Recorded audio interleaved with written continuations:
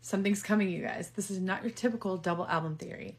I'm telling you, something else is coming. All the black and white, we've been saying black and white for so long, and then she's been using white for the Tortured Poets, and she did that little glitch during the, the Australia shows where she went live and it was like a black heart, and then she never did anything, and then she waited till the next night to announce it, and she just dropped some visuals from the Fortnite video that show black and white. The red and blue that we've been seeing over and over, which represents like the Matrix, the reality, real life versus, you know, what you want to think, like the illusion.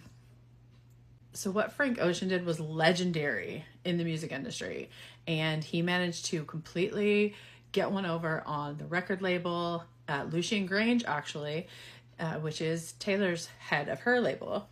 And he was able to make a ton of money in the process, get out of his contract. Like, it was the ultimate power move. So Frank had a 2-album deal, and he put out his first album, Channel Orange, which was critically acclaimed. It was a huge album, Grammy nominated. And then he didn't put out another album for like 4 years. And he kept saying one was coming, one was coming. He owed one more to his label. But he, in the meantime, he had spoken out a lot about the issues that he was having with his label. And so the album just didn't come. Well, finally he was releasing, and he released a visual album, and it ended up being like 140 hours or something. And it was like him messing around on instruments, some like instrumentals, and mostly him building a staircase. And it ended up, over all these hours of like footage, he was building a spiral staircase. Okay. And that album ended up being called Endless. It was a visual album, and that fulfilled his contract with his label. The next morning, he dropped Blonde, his passion project, his real album, and that album ended up going on to be named on so many lists as like the best album of the 2010s, and definitely like in the top 10 of every list you'll ever see. So critically acclaimed. Such an incredible album, a very deep album. In effect, what he had done was fulfill his record contract with Endless. Then he was able to release Blonde independently. He was able to keep 70% of the profit. And this is how he did it. He had gone and made a special deal with Apple Music to exclusively release Blonde when it came out. Apple Music paid him $20 million to be able to do that. So he effectively gave his label the project that he owed them, released Blonde independently, was able to keep 70% of the profits, and got paid $20 million to do that. He then went and used $2 million of that 20 to pay back his label for the advance that they had given him for Endless. Doing that, he was also able to keep the rights to his masters. So he was able to keep his master recordings, pay back the label, and make $18 million, release his album on his own. So he also got to keep all the profits, and he got to keep the masters of that too.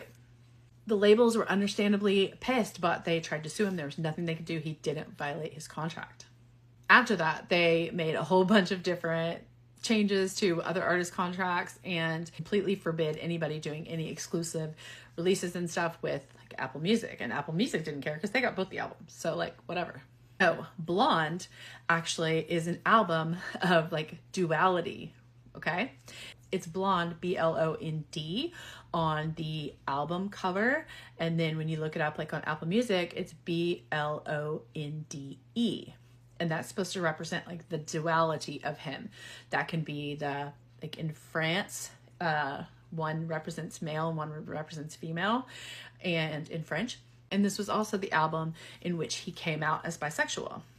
So that is also supposed to represent like his bisexuality. The album was divided into 4 parts, and it was, each part was represented by a season.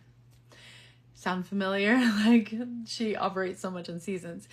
Also, it was an hour long, and right at the 30-minute mark, it switches from day to night. So there's a day half and a nighttime half. The nighttime half has the 5 stages of grief within the story. That's part of the story.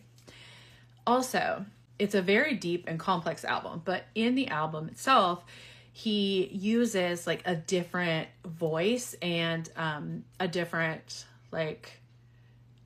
different production to indicate that he's going back in time. So this was like him in his high school days, and then he goes back to his regular voice and changes that like tempo and stuff to indicate that it's in the present. So it goes back and forth in time, and it talks about relationships that he had when he was young and how they're affecting him now, current day. It basically tells his story. It's an excellent album. It's honestly really deep. There are some YouTube videos that really break it down that are really, really good.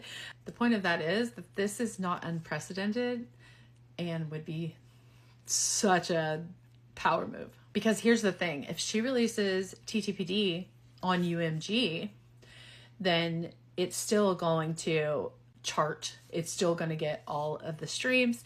Every track is still going to be on the charts. Everybody's going to listen.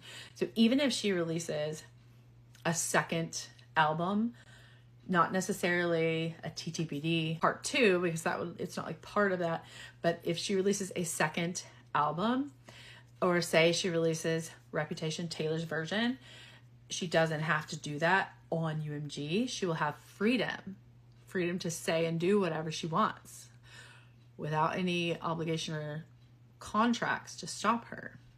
And that one's gonna chart too. Like, they both will chart. And if it is Reputation Taylor's version, it would have to be like, I think it's 70% new material before it could be eligible for like Grammy anyway. So she's not concerned about that if it's a Taylor's version. If it's a whole completely new album, that's very interesting. Like, which one would she throw her power behind? But there are a lot more ways to make money from a record deal and a record drop than just worrying about like getting streams. No, she could have a complete like Spotify exclusive contract or Apple Music exclusive contract to drop that second album and get paid major bucks for it. Who gives a fuck if people are streaming enough for her to make the money? Because they're going to stream anyway. I can't wait to see what happens.